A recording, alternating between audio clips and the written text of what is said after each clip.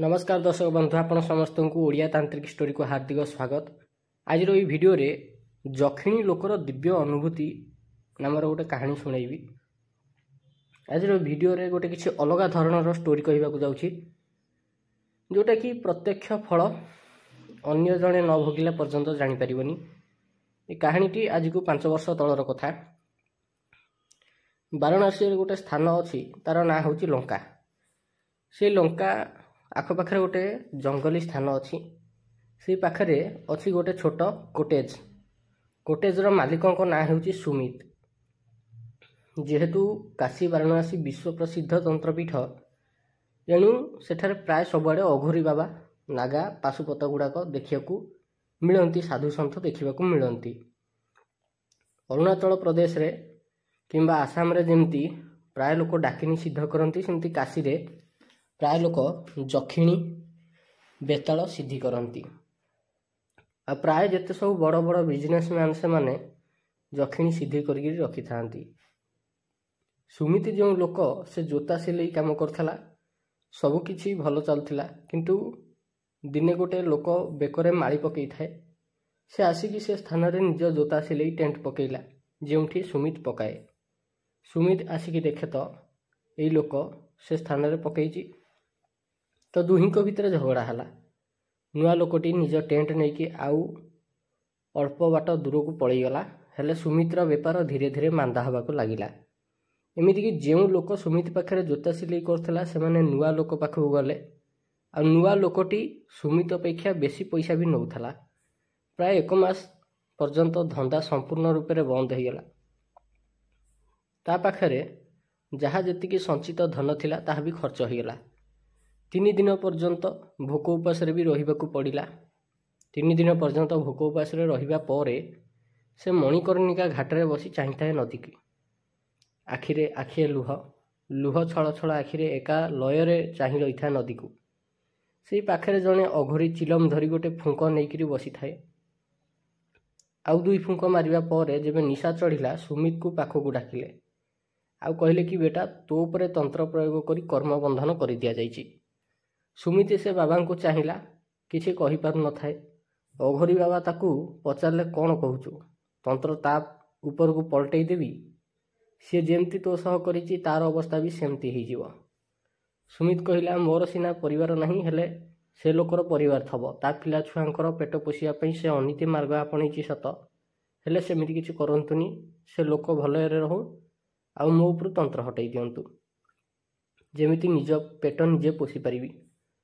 अघोरी बाबा चिलमर आउ गोटे ढोक मारिकी टिके हसिले। आ ऊपर को चाह कहले ए दुनिया गोरख धंदा। आउ जोरे जोरे हसिबाकू लगिले। निज मुणी गोटे कपाल बाहर कले। से कपाल भितर किछि सिंदूर बाहर करी सुमित मुंडे पिंधई देले। केवल सेतिक नुहे, निज मुंडरू गोटे जटा छिड़ेकरी सुमित को देले। आउ कहले कि आगामी अमावास्या को स्थान को आसबू। सुमित से जटाटी को निज पकेट रे पुरेकी गला। आ ता पर दिन जेबे टेंट पकेला सबू लोक सुमिति दुकान को आसिले। आउ एते मात्रा रे लोक आसिले जे से स्थान रे भीड़ जमिला। अमावास्या आहुरी 18 दिन थाए। 18 दिन जाक धूम बेपार हैला। गोटे वर्षक भितरे जेतिकी बेपार करबा कथा से सेई 18 दिन भितरे ही सेतिकी बेपार करदेला। आ ता मन पूरा खुशी।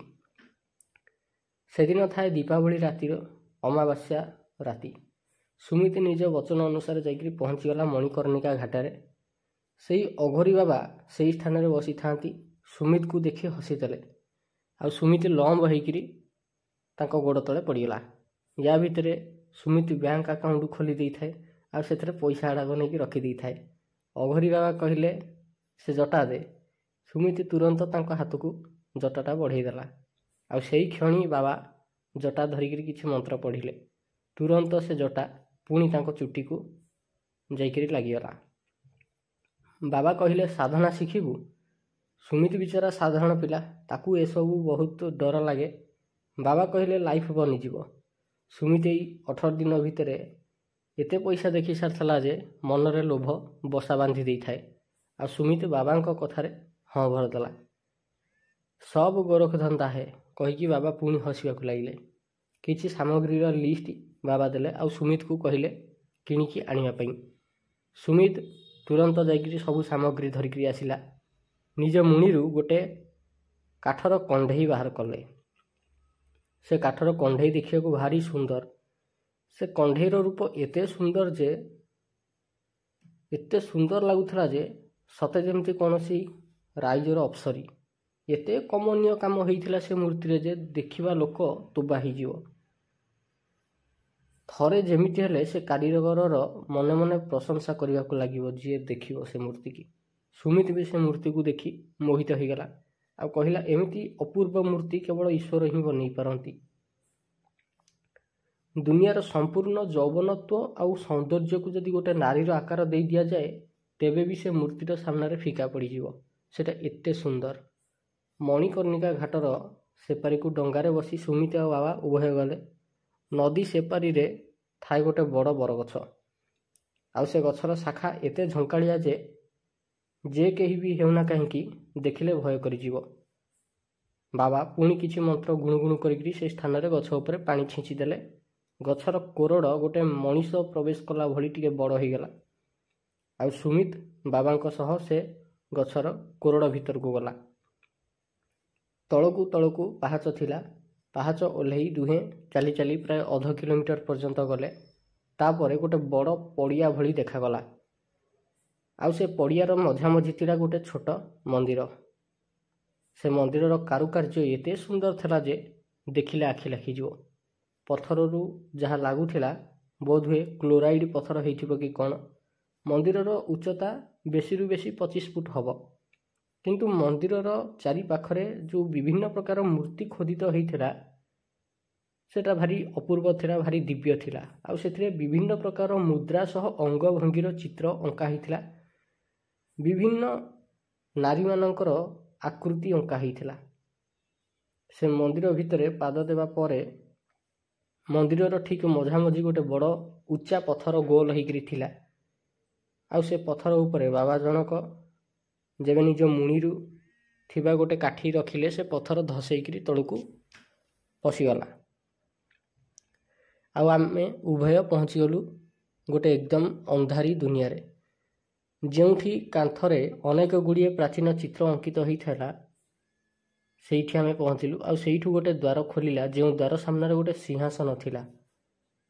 ଆଉ ସେ ସିଂହାସନର ସାମ୍ନାରେ ଗୋଟେ ନାରୀ ମୂର୍ତ୍ତି ଥିଲା। ଆଉ ତାର ରଙ୍ଗ ଏକଦମ ବାଇଗଣୀ ରଙ୍ଗର ଥିଲା। ଅନେକ ଗୁଡ଼ାଏ ରଶ୍ମି ମୂର୍ତ୍ତିର ପଛପଟୁ ବାହାରୁଥିଲା। ଆଉ ସ୍ପେଶିଆଲି ସେ ମୂର୍ତ୍ତିର ଯେଉଁ ବାହାରୁଥିଲା କଲର୍ ସେଇଟା ଥିଲା ବାଇଗଣୀ କଲର୍। ଯେମିତି ବାବା କହିଲେ କି ମହାଦେବ, ଧୀରେ ଧୀରେ ସେ ମୂର୍ତ୍ତି ଆମ ଆଡ଼କୁ ଅଟୋମେଟିକ୍ ବୁଲିଲା। ଆଉ ସେ ମୂର୍ତ୍ତି ଅବିକଳ ସେଇଭଳି ଥିଲା ଯେଉଁ ମୂର୍ତ୍ତି ବାବାଙ୍କ ହାତରେ ଦେଖିଥିଲି। ବାବାଙ୍କ ହାତରେ ଛୋଟ ମୂର୍ତ୍ତି ଥିଲା ଆଉ ସେ ମୂର୍ତ୍ତି ବଡ଼ ଥିଲା। ଏଇ କ୍ଷଣି ମୋର ନିଦ ତୁରନ୍ତ ଭାଙ୍ଗିଗଲା। ଏଭଳି ଦିବ୍ୟ ସ୍ୱପ୍ନ ମୁଁ ଆଗରୁ କେବେ ଦେଖିନଥିଲି। ଆଉ ଏଇଟା ବି ସତ କଥା, ଯେଉଁମାନେ ସାଧନା କ୍ଷେତ୍ରରେ ଥାଆନ୍ତି ସେମାନଙ୍କୁ ଏମିତିଆ ଦିବ୍ୟ ସ୍ୱପ୍ନ ସବୁ ଦେଖାଯାଏ। ଏଇଟା କ'ଣ ଥିଲା ଏ ସ୍ୱପ୍ନ ମୁଁ କହିପାରିବିନି, କିନ୍ତୁ ଏ ସ୍ୱପ୍ନର ଯେଉଁ ଝଲକ ଦେଖିଲି ଗୋଟେ ଷ୍ଟୋରି ଟାଇପ୍ର, ୟାକୁ ହିଁ ଆପଣଙ୍କ ସାମ୍ନାକୁ ଆଣିବା ପାଇଁକା ଭାବିଲି ଆଉ ଆପଣଙ୍କ ସାମ୍ନାରେ ପ୍ରକାଶ କରିକି ରଖିଲି। ଯଦି ଆପଣମାନେ ବି ଏଭଳି କିଛି ଗୁପ୍ତ ରହସ୍ୟମୟ ଦୁନିଆକୁ ସ୍ୱପ୍ନରେ ଦେଖିଥାନ୍ତି ତେବେ କାହାଣୀ ମାଧ୍ୟମରେ ପଠାଇ ପାରିବେ, ଯାହାକୁ ଏଇ ଚ୍ୟାନେଲରେ ଆମେ ପବ୍ଲିଶ କରିଦେବୁ। ଆଉ ସବୁଠୁ ଇମ୍ପୋର୍ଟାଣ୍ଟ କଥା ହେଉଛି ସେତେବେଳେ ମୁଁ ଗୋଟେ ଯକ୍ଷିଣୀ ସାଧନା କରିଥିଲି। ତାପରେ ଆଉ କୌଣସି ପ୍ରକାର ସେମିତି ଦିବ୍ୟ ସ୍ୱପ୍ନ ଆସିନି। ସେ ସ୍ୱପ୍ନର ମାନେ କ'ଣ ଥିଲା ମୁଁ ଆଜି ଯାଏଁ ବି ବୁଝିପାରିଲିନି କି କେବେ ତା ରହସ୍ୟ ଖୋଜିବାକୁ ବି ଚେଷ୍ଟା କରିନି। ହୁଏତ ମୋ ପୂର୍ବଜନ୍ମର କୌଣସି ଅଧୁରା ସାଧନାର ଝଲକ ହେଇଥାଇପାରେ, କିମ୍ବା ଅନ୍ୟ କୌଣସି ଲୋକ ଯିଏ ସମାନ ଯକ୍ଷିଣୀ ସାଧନା କରିକି ସଫଳ ହେଇଛି ଆଉ ସେ ଯକ୍ଷିଣୀ ଲୋକକୁ ଦେଖିଛି। ଯକ୍ଷିଣୀଙ୍କର ରୂପ ଗୁଣକୁ ମୋତେ ଦେଖାଇବା ପାଇଁକା ସେ ଲୋକ ଚେଷ୍ଟା କରିଛି, ଯଦ୍ୱାରା ମୁଁ ଆଗକୁ ଆହୁରି ନିଷ୍ଠାର ସହ ସାଧନା କରିପାରିବି ଆଉ ସେ ଦିବ୍ୟ ଲୋକକୁ ଯାଇପାରିବି ସଶରୀରେ। କିନ୍ତୁ ସେ ଯକ୍ଷିଣୀ ସାଧନାଟା ସମ୍ପୂର୍ଣ୍ଣ ହୋଇପାରିଲା ନାହିଁ କି ଯକ୍ଷିଣୀ ଦେବୀ ମଧ୍ୟ ପ୍ରତ୍ୟକ୍ଷ ହେଲେ ନାହିଁ। ସାଧନାଟି ମୋର ଭଙ୍ଗ ହୋଇଯାଇଥିଲା। ସେ ସାଧନାରେ ବି ସିଦ୍ଧି ମିଳିପାରିନଥିଲା। ଆଶା କରୁଛି ଆପଣଙ୍କୁ କାହାଣୀଟି ଭଲ ଲାଗିଥିବ। जदि कहानीटी भल लगी ये कहानी शुणा आप आम चैनल ओडिया तांत्रिक स्टोरी को निहाती सब्सक्राइब करूँ। धन्यवाद।